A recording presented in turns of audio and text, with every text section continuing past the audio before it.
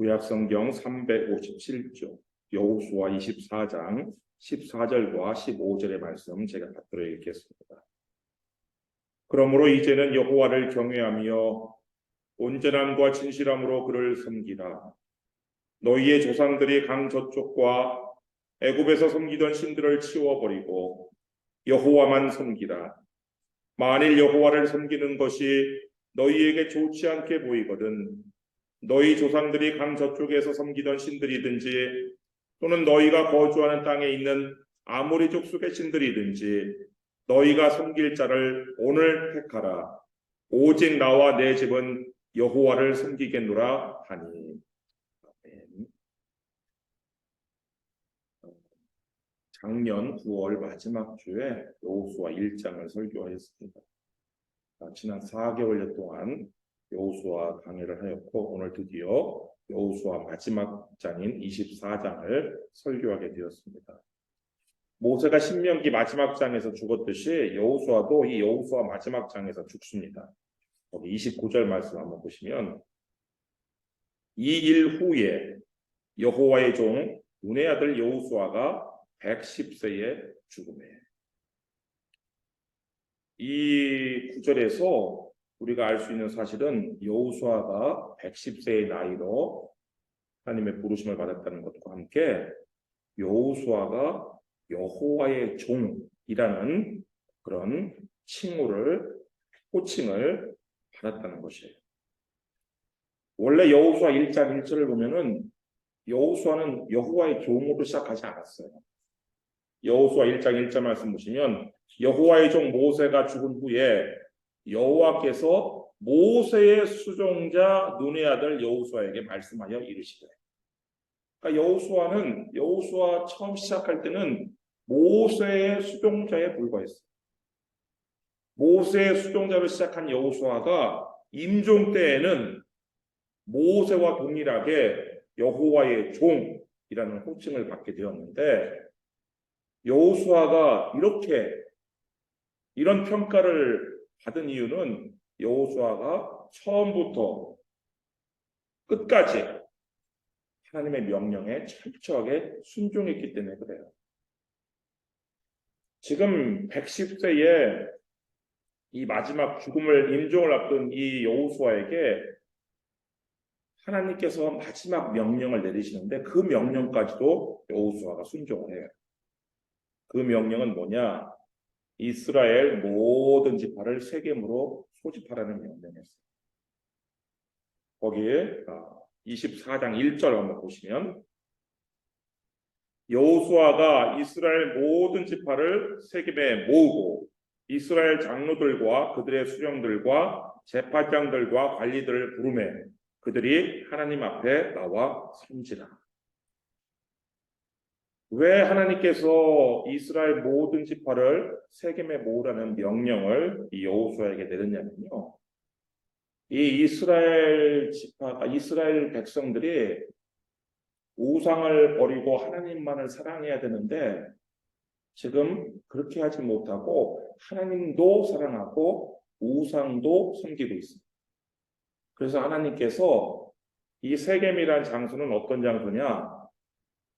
일찍이 이스라엘의 조상인 야곱이 가족들의 혼합주의 신앙을 저버린 곳이에요. 가족들의 모든 이방 신상들을 수거해가지고 상수리 나무 아래 묻은 곳이 바로 이 세겜이에요.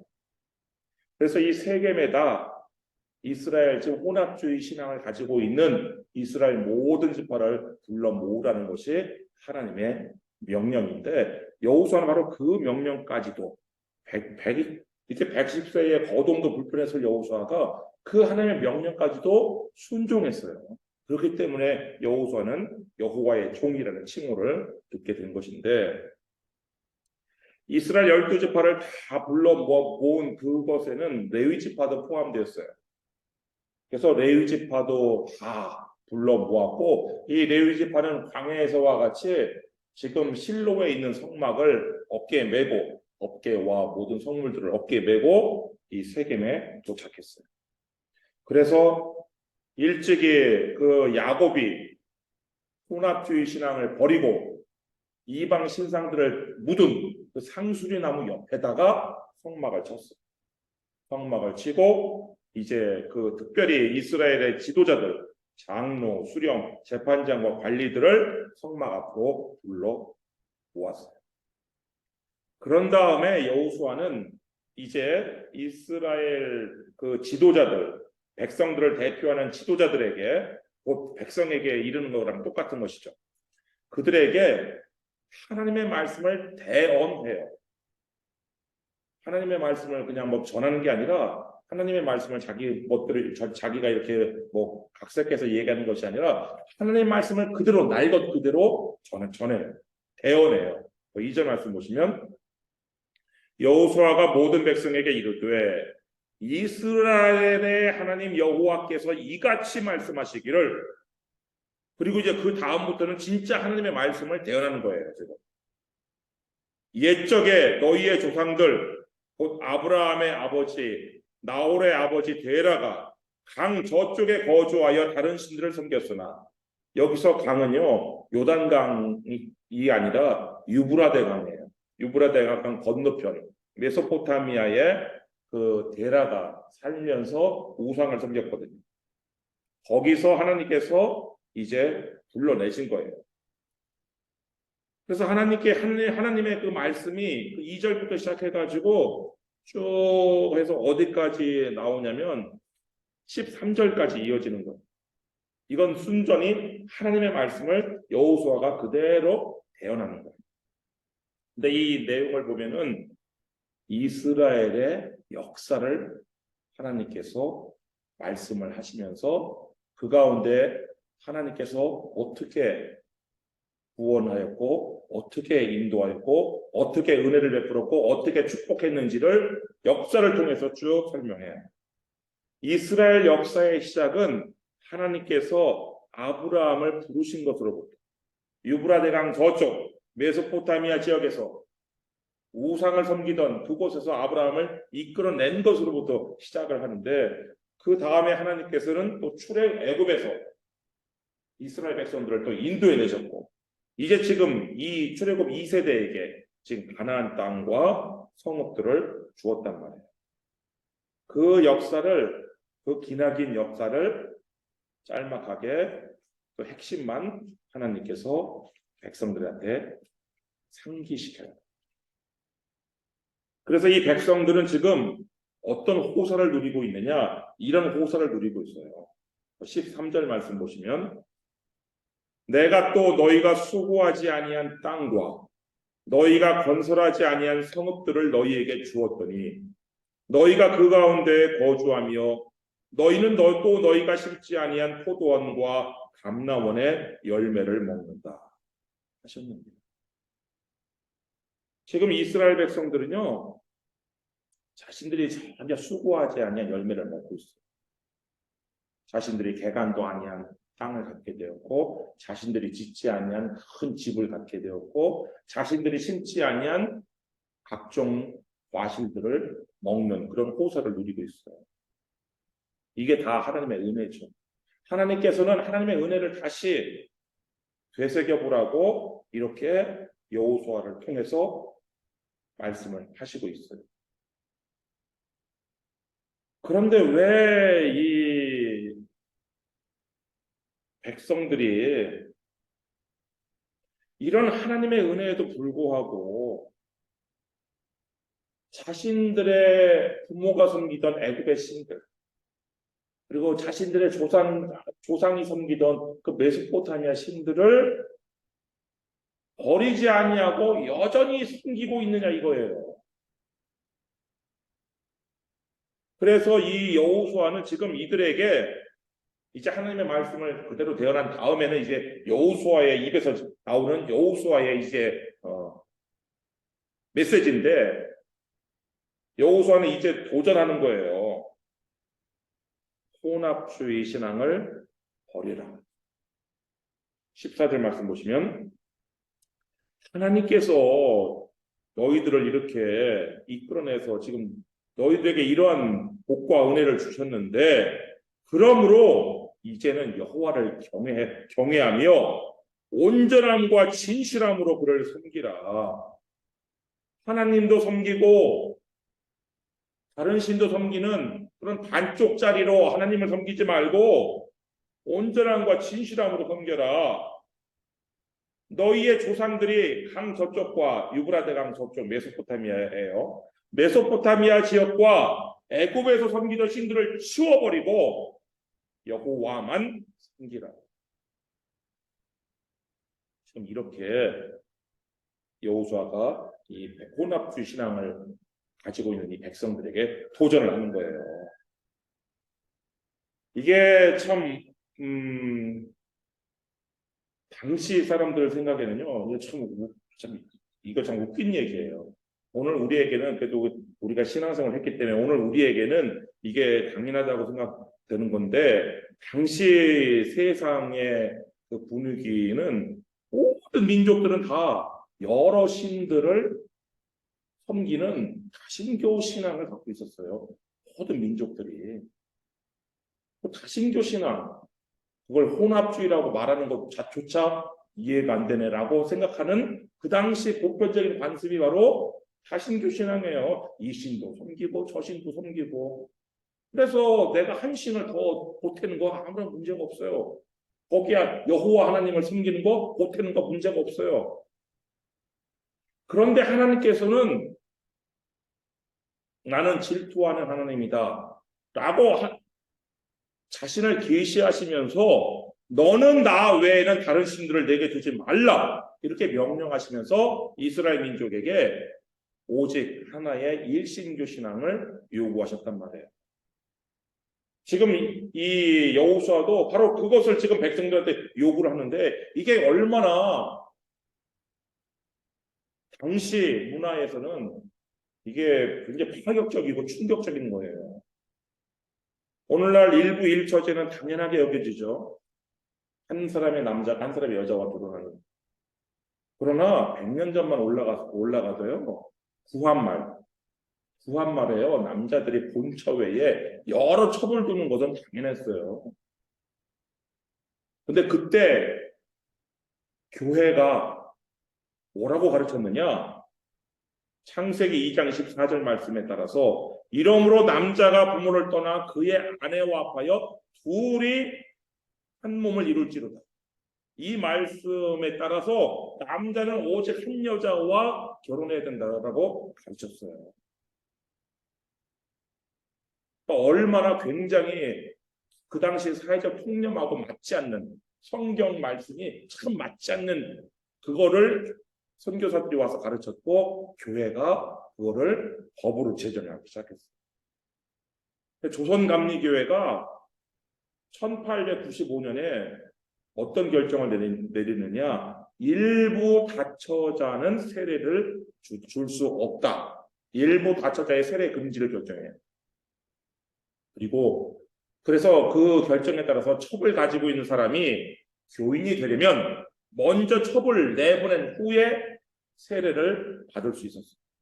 또한 그 규정, 그 법 전에 교회 안에 들어온 사람들은 이미 첩을 가지고 교회 안에 들어온 사람들은 첩을 내보내야 됐어요. 이제 교인들은 결단을 해야 됐어요. 첩을 내보내든지 아니면 교회를 떠나든지. 근데 대부분의 당시 교인들이 첩을 내보냈어요. 신학월보 1902년 3월호에는 리천업 김재한 씨 첩 버린 일이라는 기사가 실렸어요. 그 기사의 내용은 이런 것인데 경기도 이천에서 2개의 교회를 개척한 감리교 속장 김재한 씨에게는 아들을 낳기 위해 드린 첩이 있었다. 허나 그는 축첩이 죄라는 사실을 깨닫고 본처와 첩을 한자리에 불러놓고 성경 말씀을 설명한 뒤 다음과 같이 간절히 기도하고 첩을 집에서 내보냈다. 제가 이제 이 더러운 죄를 회개하고 또한 이 첩을 내어보내오니 제 죄를 용서하여 주옵소서. 그러나 모든 교인이 다 첩을 내보낸 건 아니에요. 첩을 버릴 수 없어서 교회를 떠난 일부 부유층도 있었어요. 그러나 어떤 경우든지 교회도 있으면서 교회를 떠나지 않으면서 동시에 첩도 데리고 있는 그런 경우는 없었어요. 지금 여호수아도 바로 그걸 요구하는 거예요. 이스라엘 백성들에게. 너희들이 하나님도 섬기고 다른 신도 섬기는 건 있을 수 없다. 하나님을 택하든지 다른 신을 택하든지 선택을 해라. 결단을 해라. 이것이 바로 여호수아가 지금 백성들에게 결단을 요구하는 내용인데 15절 말씀 보시면 만일 여호와를 섬기는 것이 너희에게 좋지 않게 보이거든 너희 조상들이 강 저쪽에서 섬기던 신들이든지 또는 너희가 거주하는 땅에 있는 아모리 족속의 신들이든지 너희가 섬길 자를 오늘 택하라. 오직 나와 내 집은 여호와를 섬기겠노라. 백성들에게 지금 혼합주의 신앙을 가지고 있는 백성들에게 결단을 요구하는 거예요. 너희 조상들이 섬기던 너희들이 익숙한 신을 택하든지 아니면 지금 이 땅에 거주민들이 섬기는 새로운 신을 택하든지 좋다. 너희들이 하나님을 섬기는 것이 좋지 않게 보이거든 아무 신이나 하나 선택해라. 하나님도 섬기고 이방신도 섬기는 그런 일은 있을 수 없다. 그러면서 나와 내 집은 여호와를 섬기겠다. 이렇게 선언을 합니다. 이때 여호수아가 오직 나는 여호와를 섬기겠노라라고 이렇게 선언하지 않고 오직 나와 내 집은 여호와를 섬기겠노라 이렇게 선포함으로써 집안 전체가 하나님을 섬기는 것이 중요하다는 것을 알려주고 있어요. 가족은 뭐 상관없이 아니 나만 예수 잘 믿으면 되지 이런 자세는 바람직한 자세는 아닙니다. 내가 우선이에요. 그렇지만 나뿐 아니라 집안 전체가 하나님을 섬기도록 내 기도와 내 노력이 필요한 거예요. 아직 예수 믿지 않는 가족이 있다면 기도하고 전도해야 되는 거예요. 근데 그때 전도는 말로 하는 것이 아니에요. 베드로전서 3장 1절 2절 말씀 보시면 아내들아 이와 같이 자기 남편에게 순종하라. 이는 혹 말씀을 순종하지 않는 자라도 말로 말미암지 않고 그 아내의 행실로 말미암아 구원을 받게 하려. 성경은요 믿지 않는 남편을 전도하는 방법이 아내의 말이 아니라 아내의 행실이라고 말씀하고 있습니다. 우리가 불신 가족을 전도할 때는 말로 설득하지 않더라도 어떤 순결하고 깨끗한 정결한 그런 행동을 보여주는 것이 바로 불신 가족을 전도하는 길이죠.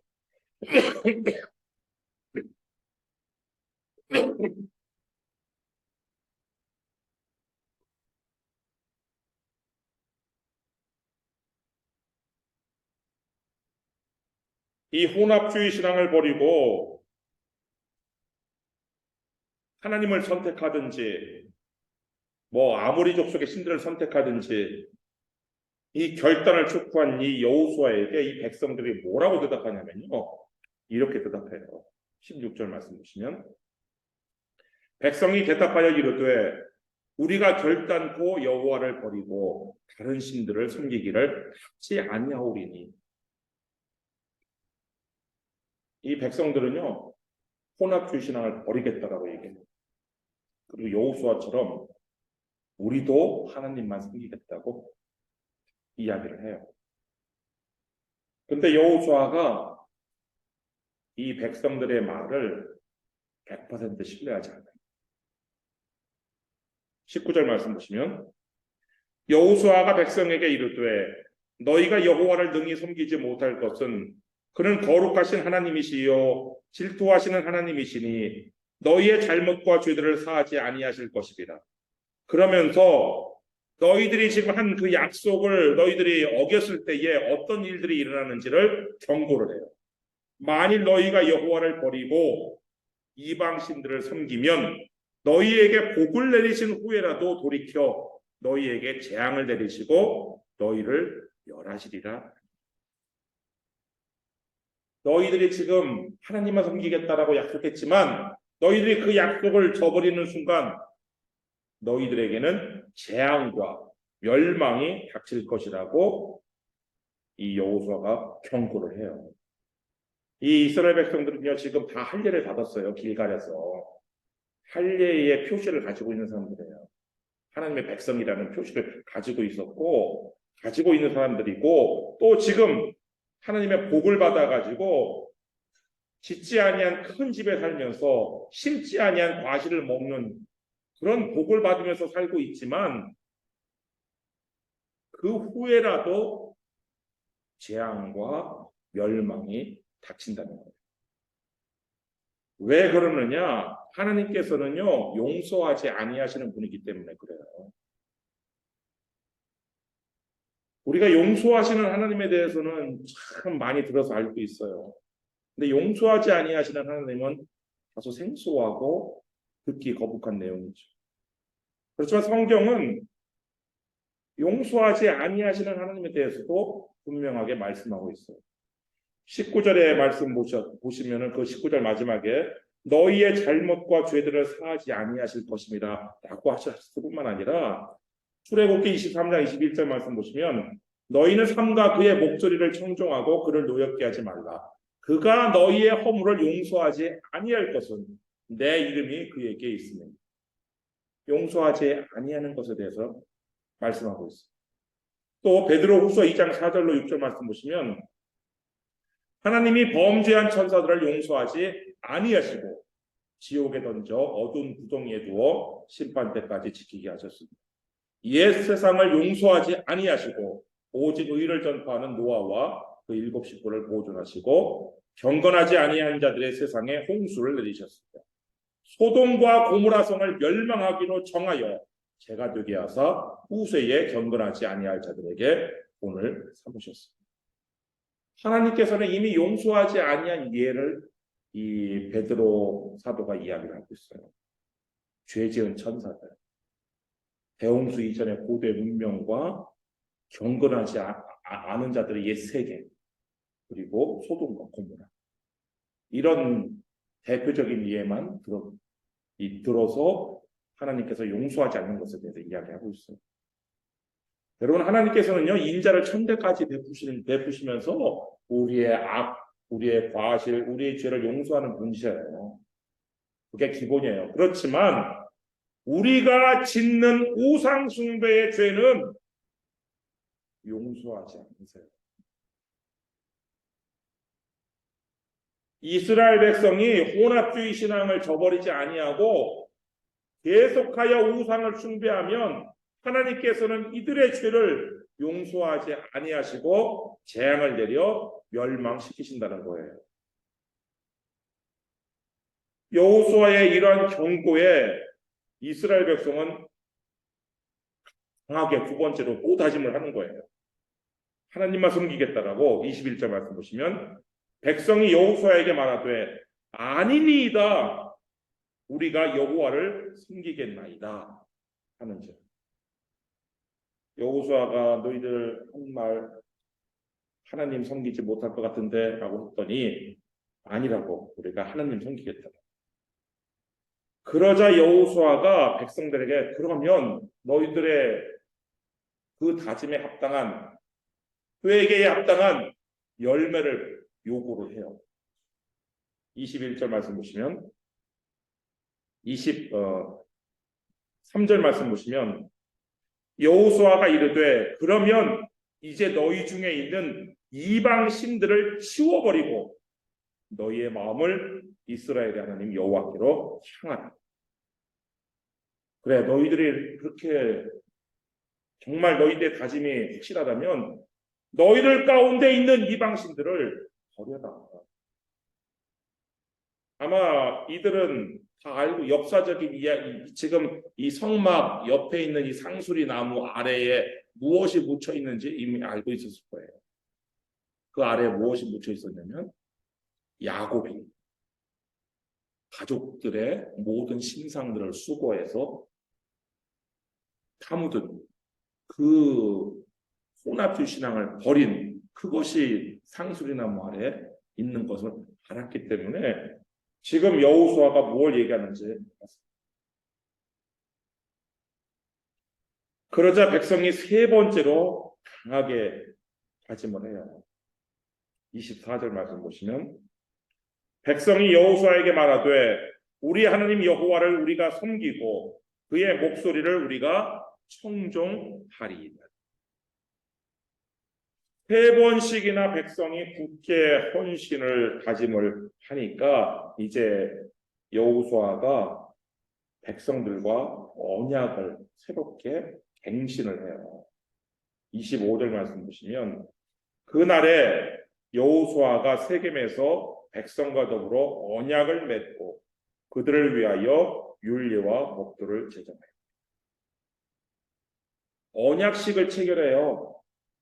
출애굽 1세대가 시내산에서 하나님과 언약식을 체결한 시내산 언약을 체결한 것처럼 이 여호수아는 하나님만 섬기겠다라고 세 번씩이나 다짐한 이 백성들의 다짐을 언약식으로 승화를 시켜요. 한 단계. 그래서 이 언약을 세겜 언약이라고 부르는데 언약식을 하고 그 언약의 층표로 큰 돌 기둥을 이 상수리 나무 아래에 세웠어요.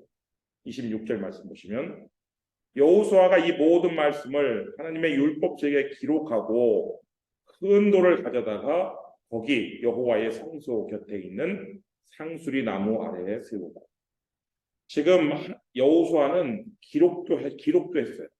지금 된 모든 것들을 우리가 회의했을 때 회의한 내용을 회의록에 기록을 하잖아요. 왜 그래요? 기록을 안 해놓으면 엉뚱한 소리, 나 그런 말 한 적 없습니다. 내가 그때 이렇게 얘기했습니다. 엉뚱한 소리가 나올 수 있기 때문에 회의록에 기록을 한단 말이에요. 그것처럼 지금 이렇게 백성들이 세 번씩이나 하나님 앞에 약속을 한 것을 기록으로 다 남겨놓는 거예요. 그뿐만 아니라 큰 돌기둥으로 눈에 보이는 그 어디서든지 우리가 뭐 한국에서 설악산 가면 흔들바위 누구나 다 아는 것처럼 세겜에 있는 상수리 나무 아래에 있는 큰 돌 하면 뭐가 떠오르게 세겜 언약. 우리가 세 번씩이나 하나님만 섬기겠다는 다른 신을 섬기지 않겠다라고 혼합주의 신앙을 버리겠다라고 우리가 약속한 그 세겜 언약 그게 딱 떠오르도록 돌을 세웠단 말이에요. 돌기둥. 그리고 나서 이제 백성들을 돌려보내요. 28절 백성을 보내어 각기 기업으로 돌아가게 하였더라. 이때 이제 모든 지파들이 다 자기들이 받은 그 유산으로 받은 땅으로 다 돌아가고 레위 지파는 그 땅을 유산으로 받지는 않았지만 48개의 성읍을 받았죠. 그래서 그 48개의 성읍으로 다 흩어져 갔던 것이에요. 그리고 그 성막도 다시 다 해체해가지고 다 어깨 메고 다시 실로로 가서 원래 있던 자리로 되돌려 놨어요. 그 다음에 이제 여호수아는 죽은 거예요. 그런데 이렇게 세 번씩이나 우상을 버리고 하나님만 섬기겠다고 약속하고 큰 돌기둥까지 세우고 기록으로 남기기까지 한 이스라엘 백성이 또 약속을 저버리는 거예요. 31절 말씀 보시면 이스라엘이 여호수아가 사는 날 동안과 여호수아 뒤에 생존한 장로들 곧 여호와께서 이스라엘을 위하여 행하신 모든 일을 아는 자들이 사는 날 동안 여호와를 섬겼다. 이 말씀은 뭐예요? 그 이후에는 하나님을 섬기지 아니하고 하나님을 버렸다는 얘기죠. 이들은요 여호수아가 죽고 대제사장 엘르아살도 죽고 뭐 갈렙과 같은 그런 하나님께서 어떻게 이스라엘을 위해서 했는지를 똑똑히 본 사람들 막 홍해를 가르고 요단강을 막 건너고 하나님께 도와주시 그런 것을 아는 그런 장로들이 다 죽고 나니까 하나님을 버려요. 다른 신을 섬기면서 이 혼합주의 신앙을 저버린 역사적인 장소 세겜. 또 이 세겜은 어떤 곳이에요? 도피성이에요.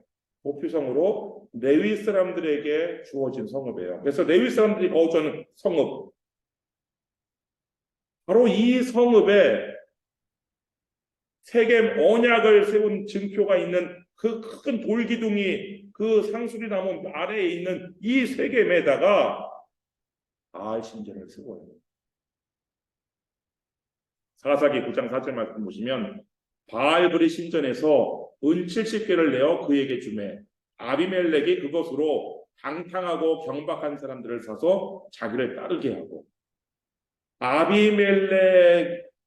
아비멜렉이 그 은 70개 가지고 불량배들을 산 그 은이 나온 곳이 어디냐? 바알브리 신전인데 이 바알브리 신전이 바로 세겜에 있는 신전이에요. 세겜에 있는 바알을 숭배하기 위한 신전이에요. 얼마 되지도 않아서 이 이스라엘 백성들은 하나님을 버리고 바알을 섬기는데 바알을 얼마나 잘 섬기는지 신전을 세웠어요.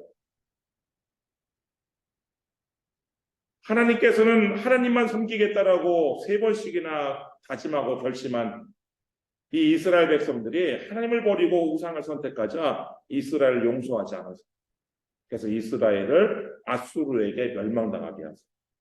열왕기하 17장 6절 말씀 보시면 호세아 제9년에 아수르 왕이 사마리아를 점령하고 이스라엘 사람을 사로잡아 아수르로 끌어다가 고산 강가에 있는 할라와 하볼과 메대 사람의 여러 고을에 주었다.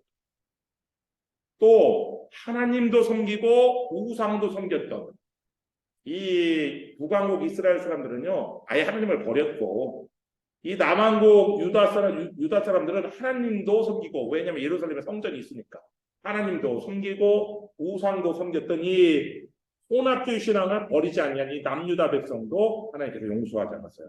그래서 바벨론의 손에 넘기세요. 역대하 36장 17절부터 20절 말씀 보시면 하나님이 갈대아 왕의 손에 그들을 다 넘기시네.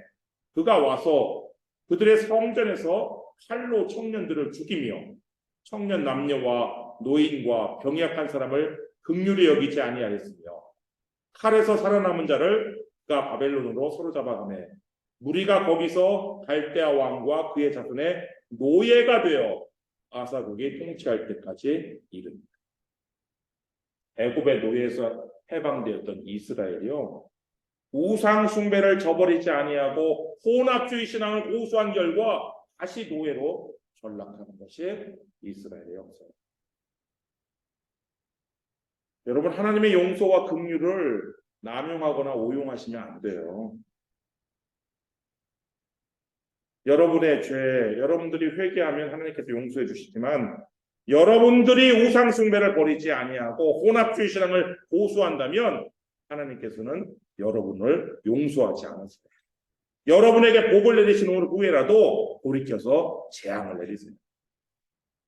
오직 나와 내 집은 여호와를 섬기겠노라 라고 선언하시는 여러분 되시기를 주님의 이름으로 축원합니다. 기도하겠습니다.